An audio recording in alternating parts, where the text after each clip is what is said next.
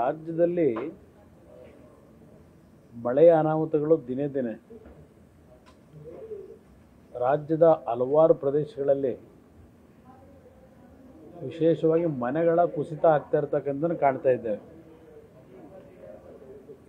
ಇವತ್ತು ಸರ್ಕಾರದ ನಡವಳಿಕೆಗಳೇನಿದೆ ಬಹುಶಃ ನಾಡಿನ ಜನತೆಯು ಗಮನಿಸ್ತಾ ಇದ್ದಾರೆ, ನೀವು ಗಮನಿಸಿದ್ದೀರಿ. ನಾನು ಮೊನ್ನೆ ಶನಿವಾರದ ದಿವಸ ಉತ್ತರ ಕನ್ನಡ ಜಿಲ್ಲೆಯ ಶಿರೂರು ಭಾಗದಲ್ಲಿ ಆದಂಥ ಒಂದು ದೊಡ್ಡ ಅನಾಹುತದ ಭೂಕುಸಿತದ ಹಿನ್ನೆಲೆಯಲ್ಲಿ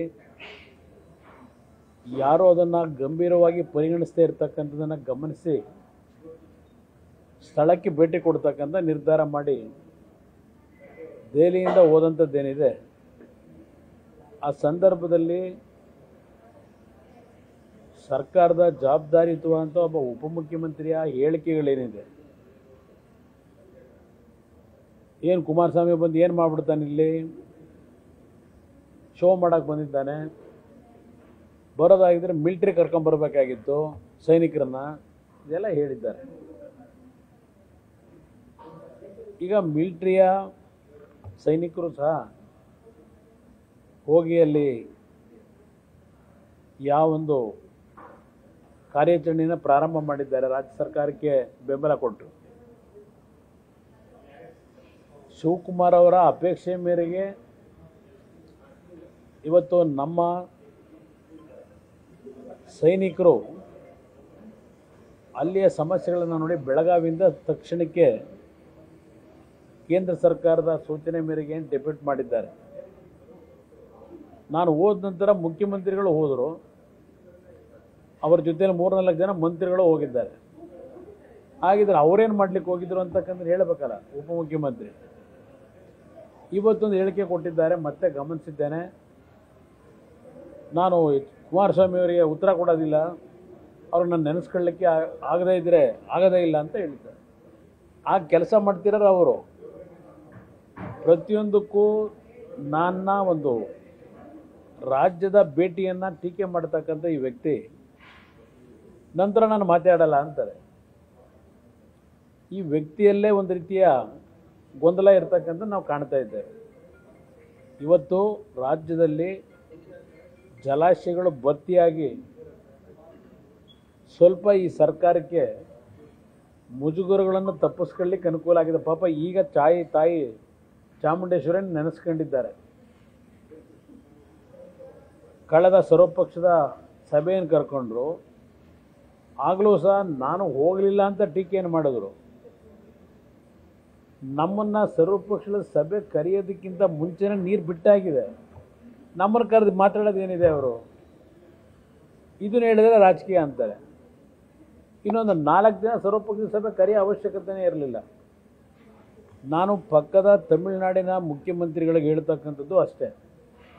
ನಾನು ಕೇಂದ್ರದ ಮಂತ್ರಿಯಾಗಿ ಹೇಳ್ತಾ ಇಲ್ಲ, ಪಕ್ಕದ ತಮಿಳುನಾಡಿನ ಮುಖ್ಯಮಂತ್ರಿಗಳಿಗೆ ಮತ್ತು ಅಲ್ಲಿಯ ರಾಜಕಾರಣಿಗಳಿಗೆ.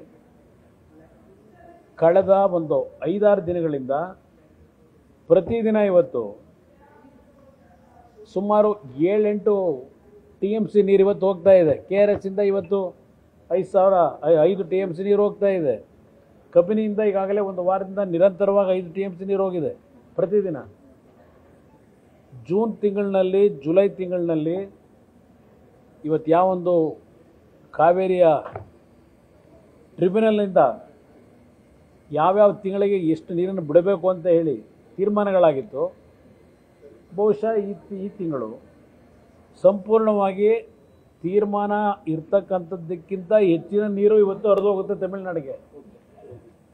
ಈಗಾಗಲೇ ಹೋಗ್ತಾ ಇದೆ. ತಮಿಳುನಾಡಿನ ಮುಖ್ಯ ಹೇಳ್ತಕ್ಕಂಥದ್ದು, ನಾನು ಕರ್ನಾಟಕದ ಜೊತೆಯಲ್ಲಿ ಪ್ರತಿನಿತ್ಯ ಕರ್ನಾಟಕದ ಬಗ್ಗೆ ನಿಮ್ಮ ನಡವಳಿಕೆಗಳೇನಿದೆ ಅದನ್ನು ತಿದ್ಕೋಬೇಕು ಅನ್ನೋದನ್ನು ತಮಿಳುನಾಡು ಸರ್ಕಾರಕ್ಕೂ ಹೇಳಲಿಕ್ಕೆ ಬಯಸ್ತೀನಿ.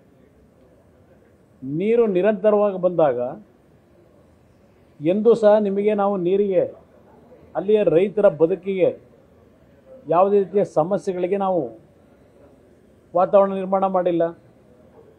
ಹಲವಾರು ವರ್ಷಗಳು ನಿಮಗೆ ಕೊಡಬೇಕಂತ ನೀರಿನ 3 ಪಟ್ಟು ಹೆಚ್ಚು ನೀರು ಸಮುದ್ರಕ್ಕೆ ಹೋಗ್ತಕ್ಕಂಥದ್ದನ್ನು ಕಾಣ್ತಾ ಇದ್ದೇವೆ.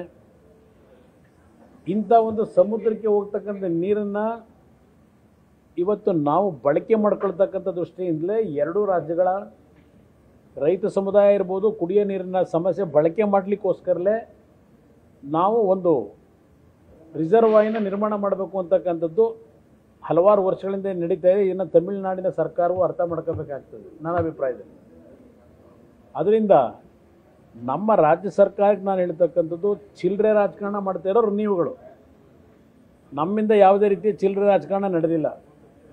ಅತ್ಯಂತ ಕೆಟ್ಟ ರೀತಿಯಲ್ಲಿ ಕೇಂದ್ರದ ಸಚಿವರುಗಳನ್ನು ನಡೆಸ್ಕೊಳ್ತಕ್ಕಂಥದ್ದು, ಲಘುವಾಗಿ ಮಾತನಾಡ್ತಕ್ಕಂಥದ್ದು ನಿಮ್ಮಿಂದ ನಾನು ಪ್ರತಿನಿತ್ಯ ಕಾಣ್ತಾ ಇದ್ದೇನೆ. ಇದೆಲ್ಲವನ್ನು ನಿಲ್ಲಿಸಿ ರಾಜ್ಯದ ಅಭಿವೃದ್ಧಿಗೆ ಪೂರಕವಾದಂಥ ರೀತಿಯ ನಿಮ್ಮ ನಡವಳಿಕೆಗಳನ್ನು ಇವತ್ತು ಜೀವನದಲ್ಲಿ ಅಳವಡಿಸ್ಕೊಳ್ಳಿ ಅಂತಕ್ಕಂಥದ್ದು ಹೇಳಲಿಕ್ಕೆ ಬಯಸ್ತೇನೆ. ಸರ್, ಇವತ್ತು ಕಾವೇರಿ ಜಲಾನಯನ ಪ್ರದೇಶಕ್ಕೆ DCM ವಿಸಿಟ್ ಮಾಡಿದ್ದಾರೆ. ಅವರಿಂದಲೇ ಈಗೆಲ್ಲ ನೀರು ತುಂಬಿರೋದು. ಈಗ ತಮಿಳ್ನಾಡಿಗೆ ನೀರು ಬಿಡೋ ಔದಾರ್ಯ ಮಾಡೋದು ತೋರಿಸೋದ್ರಲ್ಲ, ಅದಕ್ಕೆ ನೀರು ತುಳುಕ್ತಾ ಇದೆ. ಇವತ್ತೊಂದು ಮಾತು ಹೇಳಿದ್ದಾರೆ, ಗಂಗಾ ಆರತಿ ಥರ ನಾವು ಕಾವೇರಿ ಮಾಡಿ ತಪ್ಪೇನಿಲ್ಲ. ನಮ್ಮ ಒಂದು ಸಮಾಜದ ಸಂಸ್ಕೃತಿಗಳಲ್ಲಿ ಗಂಗಾರತಿ ಅಂತಕ್ಕಂಥದ್ದು ಒಂದು ಪವಿತ್ರವಾದಂಥ ಒಂದು ಕಾರ್ಯಕ್ರಮ. ಆ ಕಾರ್ಯಕ್ರಮವನ್ನು ಅಳವಡಿಸ್ಕೊಂಡ್ರೆ ಅಷ್ಟೇ ಸಾಲದು. ಆ ಬೆಳಕನ್ನು ಕೊಡ್ತಕ್ಕಂಥ ಒಂದು ಆರತಿ ಏನಿದೆ ಪ್ರತಿ ಕುಟುಂಬಗಳಿಗೆ, ಆ ಕುಟುಂಬಗಳಿಗೆ ಬೆಳಕು ನೀಡ್ತಕ್ಕಂಥ ರೀತಿಯಲ್ಲಿ ಗಂಗಾರತಿಯ ಕಾರ್ಯಕ್ರಮ ಮಾಡೋದು ಸೂಕ್ತ. ಅದಕ್ಕೆ ನನ್ನ ಬೆಂಬಲವೂ ಇದೆ. ಇಲ್ಲಿ ಮಾಡ್ತಕ್ಕಂಥದ್ದು ಎದುರಿಗೆ ಗಂಗಾರತಿ ಕಾರ್ಯಕ್ರಮ ಮಾಡ್ತೀವಿ ಅಂತೇಳಿ ಭಯ ಭಕ್ತಿ ಇಲ್ಲದೆ, ಇನ್ನೊಂದು ಕಡೆ ಜನಗಳ ಜೊತೆ ಚೆಲ್ಲಾಟ ಆಡ್ತಕ್ಕಂಥದ್ದು ಇದೆಯಲ್ಲ, ಅದನ್ನು ನಿಲ್ಲಿಸ್ತಕ್ಕಂಥವ್ರ ಮುಖಾಂತರ ಗಂಗಾರತಿಗೂ ಒಂದು ಭಕ್ತಿ ಗೌರವ ಸಲ್ಲಿಸ್ತಕ್ಕಂಥ ಕೆಲಸವನ್ನು ಪ್ರಾಮಾಣಿಕವಾಗಿ ಮಾಡೋದ್ರ ಮುಖಾಂತರ ಅದಕ್ಕೊಂದು ಅರ್ಥ ತರಲಿ ಅಂತಕ್ಕಂಥ ನೀವು ಸರ್ಕಾರಕ್ಕೆ ಹೇಳ್ತೀನಿ. ನ್ಯೂಸ್ ಫಸ್ಟ್ ನಿರ್ಭೀತಿಯಿಂದ ನಿಮ್ಮ ಪರವಾಗಿ.